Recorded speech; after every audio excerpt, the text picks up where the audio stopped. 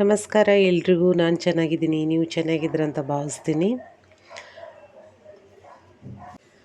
ಬೆಣ್ಣೆಹಣ್ಣು, butter fruit. ಈ ಬೆಣ್ಣೆಹಣ್ಣಿನ ಉಪಯೋಗ ಏನೇನಿದೆ ಅಂತ ಹೇಳ್ತೀನಿ, ಅದರಿಂದ ಏನು ಮಾಡಬೇಕು ಅಂತ ಕೂಡ ಹೇಳ್ತೀನಿ. ಬೆಣ್ಣೆಹಣ್ಣು ಅಥವಾ ಅವಕಾಡೊ ಆರೋಗ್ಯಕ್ಕೆ ಬಹಳ ಪ್ರಯೋಜನಕಾರಿ ಹಣ್ಣು. ಹೃದಯದ ಆರೋಗ್ಯವನ್ನು ಕಾಪಾಡುತ್ತದೆ, ತೂಕ ನಷ್ಟಕ್ಕೆ ಸಹಾಯ ಮಾಡುತ್ತದೆ ಮತ್ತು ಚರ್ಮ ಮತ್ತು ಕೂದಲನ್ನು ಆರೋಗ್ಯವಾಗಿಡುತ್ತದೆ ಮತ್ತು ಕಣ್ಣಿನ ದೃಷ್ಟಿ ಕೂಡ ಸುಧಾರಿಸುತ್ತದೆ. ಬೆಣ್ಣೆಹಣ್ಣಿನ ಕೆಲವು ಮುಖ್ಯ ಉಪಯೋಗಗಳು ಏನಪ್ಪ ಅಂದರೆ, ಹೃದಯದ ಆರೋಗ್ಯ. ಬೆಣ್ಣೆ ಹಣ್ಣಿನಲ್ಲಿರುವ ಆರೋಗ್ಯಕರ ಕೊಬ್ಬುಗಳು ಮತ್ತು ಫೈಬರ್ ಹೃದಯದ ಆರೋಗ್ಯವನ್ನು ಕಾಪಾಡಿಕೊಳ್ಳಲು ಸಹಾಯ ಮಾಡುತ್ತದೆ. ಹೃದಯಾಘಾತ ಮತ್ತು ಪಾರ್ಶ್ವವಾಯು ಅಪಾಯವನ್ನು ಕಡಿಮೆ ಮಾಡುತ್ತದೆ.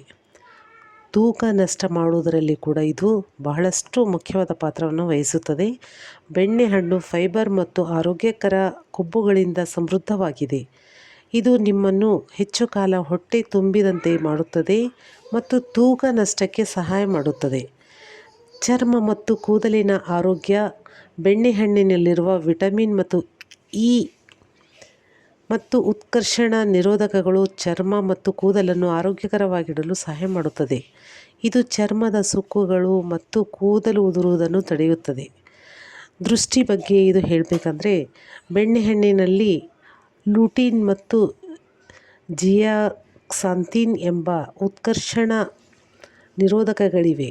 ಇದು ಕಣ್ಣಿನ ಆರೋಗ್ಯಕ್ಕೆ ಒಳ್ಳೆಯದು ಮತ್ತು ವಯಸ್ಸಿಗೆ ಸಂಬಂಧಿಸಿದ ದೃಷ್ಟಿ ಸಮಸ್ಯೆಗಳನ್ನು ತಡೆಯುತ್ತದೆ. ಜೀರ್ಣಕ್ರಿಯೆ ಸುಧಾರಿಸುತ್ತದೆ.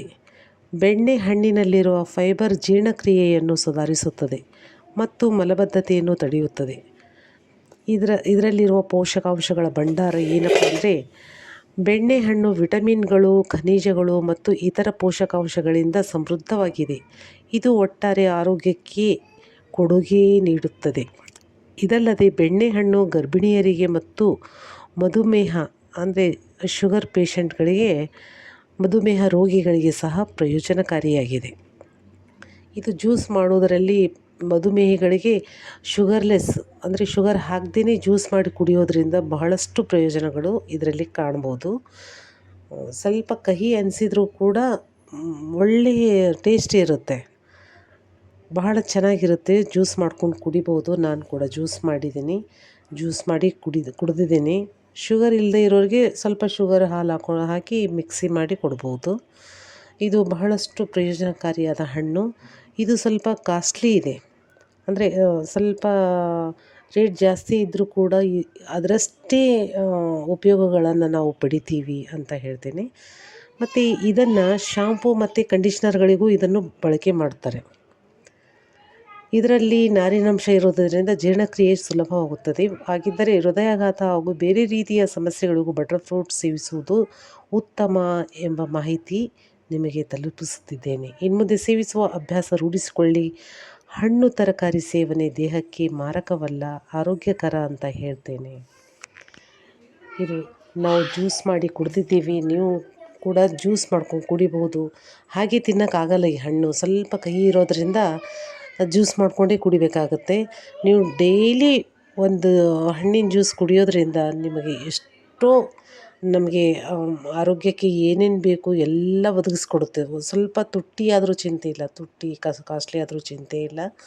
ಅಷ್ಟೇ ಇದರಿಂದ ನಾವು ಪ್ರಯೋಜನಗಳನ್ನ ಪಡಿತೀವಿ ಅಂತ ಹೇಳ್ತಾ ಇದ್ದೀನಿ. ಹೊಸದಾಗಿ ಯಾರು ನನ್ನ ಚಾನಲನ್ನು ನೋಡ್ತಾ ಇದ್ದೀರಾ, ಎಲ್ಲರೂ ಸಬ್ಸ್ಕ್ರೈಬ್ ಮಾಡಿಕೊಳ್ಳಿ. ಒಳ್ಳೊಳ್ಳೆ ವಿಡಿಯೋಗಳನ್ನು ಹಾಕ್ತೀನಿ, ಅದನ್ನು ನೋಡಿ ಮತ್ತು ಬೆಲ್ ಐಕನ್ನ ಪ್ರೆಸ್ ಮಾಡಿ.